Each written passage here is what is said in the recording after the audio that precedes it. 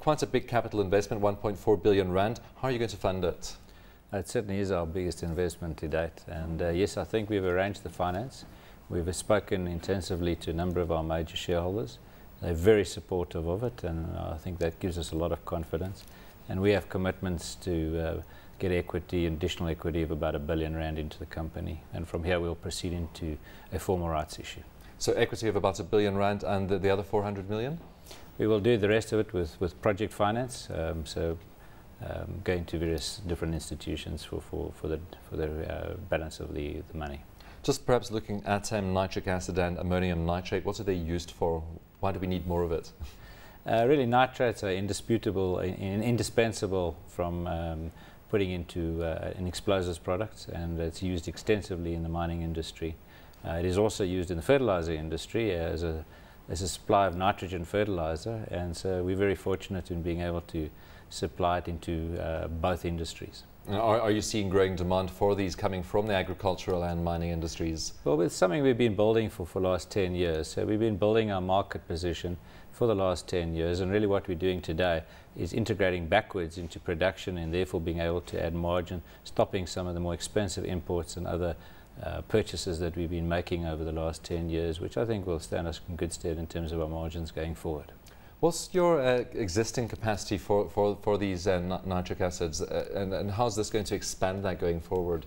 Well, our current plant does about 700 tonnes a day, and the new plant is designed at 1,000 tonnes a day, so it's just over 40% expansion in the size of our existing plant.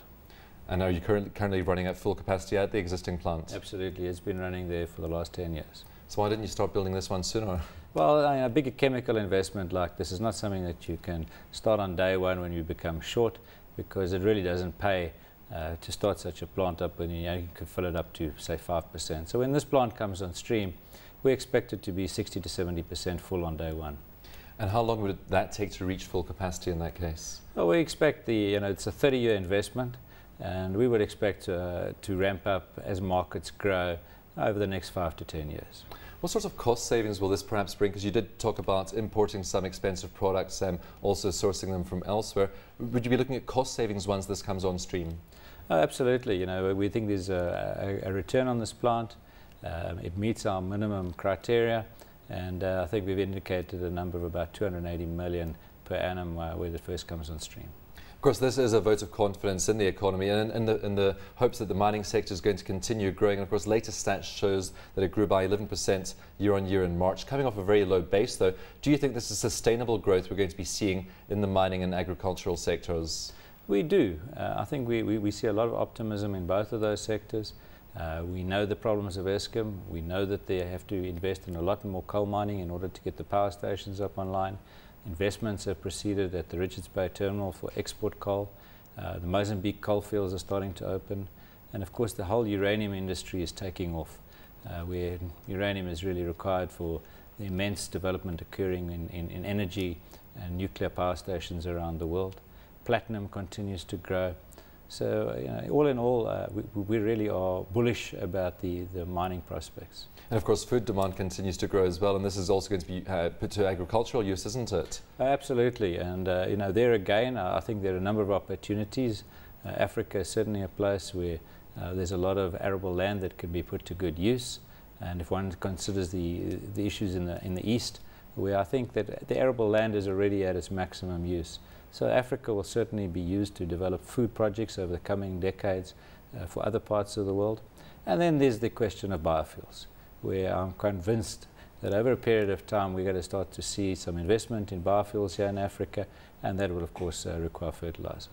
What sort of synergies will you get once this plant's running between your upstream and downstream divisions, and I'm thinking of your BME division? Well, this really produces the basic feedstock for our mining explosives operations, and from this we transfer the material into that particular operation, and they will then start to apply it in the mining areas. Practically, when's this project going to get off the ground, and what sort of technology is going to be used? Do you have to import some technology for this project? We're dealing with a very large German contractor. It's a well-respected contractor in this particular field. We've dealt with them before. We understand the technology extremely well, having an existing plant already in place. We expect to start the construction sometime towards the middle of this year, and we should have the plant back on stream probably sometime in the year 2012. Of course, this will help create some jobs in the meantime while you're building this plant. I think so. There's a number of jobs in the construction area, but I think more importantly and indirectly, this plant is there to serve and help our mining industry grow, and of course that's where the real jobs will be created.